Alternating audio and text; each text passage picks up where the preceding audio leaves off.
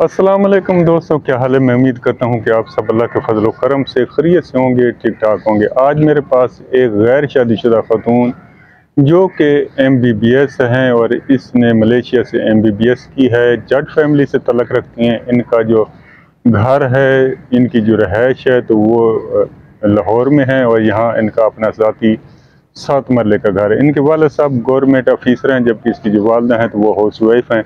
इसके 2 भाई हैं, दोनों शादीशुदा हैं और वेल सेटल हैं और अपने अपनी फैमिली के साथ आबाद हैं।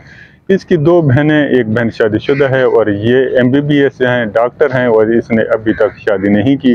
अब शादी का इरादा रखते हैं और इन्हें एक ऐसे रिश्ते की तलाश है जो कि काफ़ी वेल सेटल हो, डॉक्टर हो, इंजीनियर हो और आर्मी ऑफिसर से ही ये रिश्ता करेंगे।